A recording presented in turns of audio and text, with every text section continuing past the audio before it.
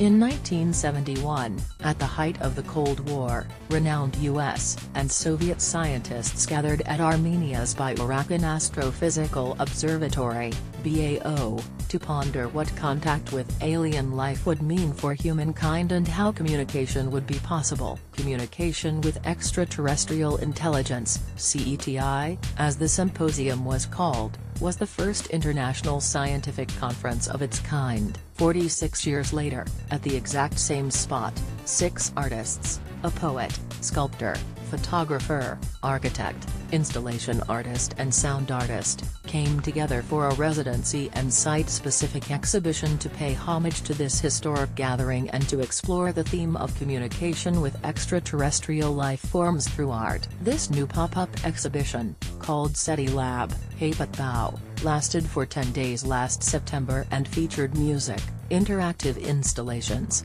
including the creation of handcrafted alien tracking devices, and a space-inspired al fresco dinner. Berlin-based Loris Mahia turned a large, inactive parabolic dish in nearby Orgov into an interactive sound installation that generated audio feedback from the massive neighboring gorge. The dish looked post-apocalyptic, like something out of a Kubrick movie, says Anna Gargarian, co-founder of Hape Pop-Up Gallery, who put together the exhibit. Local shepherds were telling us they could hear it reverberating at the other end of the gorge. They were amazed.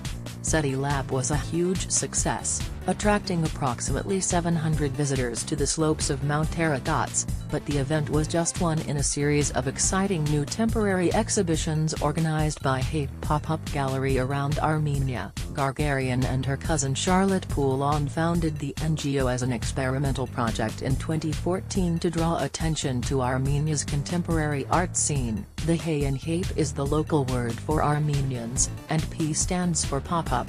The name also plays on the word hype, with the gallery's slogan being "Check out the Hape, SETI Lab, Hapatbao, Hape Pop-Up Gallery." Gargarian and Poulon look to match the country's emerging artists with unused spaces, using online crowdsourcing to find buildings, ranging from vacant storefronts to deserted factories, that could be converted into pop-up galleries. Hape hosted its first show in December 2014 in a then-empty floor of what is now one of Yerevan's elite business centers, hosting various art installations, an improvisational instrumental duo and even an on-site film screening.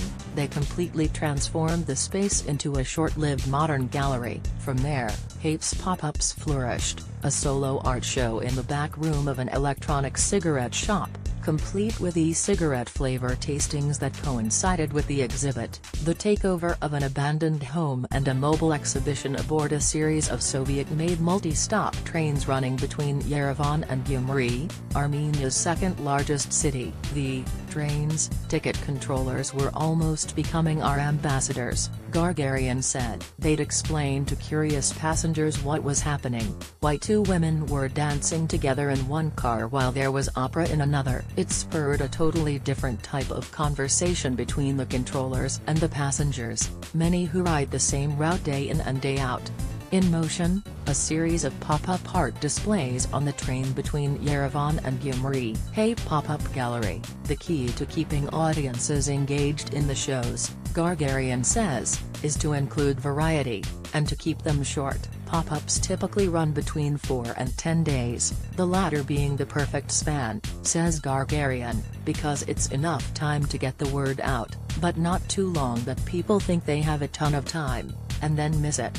While Hape's rule of thumb is that it never exhibits in the same space twice, Bao may be an exception. The pop-up is already planning a large-scale partnership with the observatory for its 50th anniversary in 2021. This fall, in addition to a series of smaller pop-ups, Hape is also joining forces with US-based audio festival Megapolis to put on a sound/art pop-up in the northern Armenia town of Dilijan, featuring sound artists from Armenia, Iran, Europe and the US. This 10-day festival-style exhibition will highlight Dilijan's own historic musical ties, as well as its more recent experimental art initiatives. In the 3+ years since Hape's inception, Armenia's local art scene has grown exponentially. The Armenian Art Foundation, an independent non-profit that works directly with a diverse array of contemporary artists, launched in 2016, and Standard,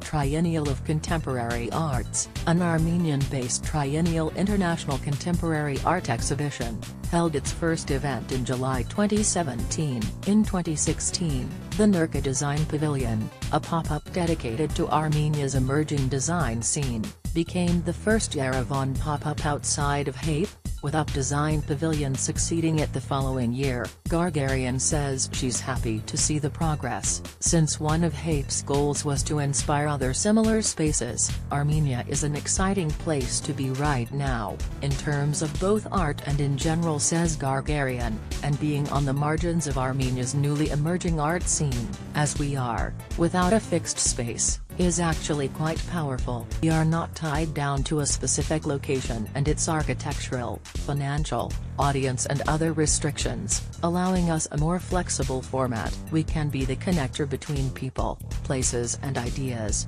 Check the HAPE website for a full list of upcoming shows. Like this article? Sign up for our newsletter.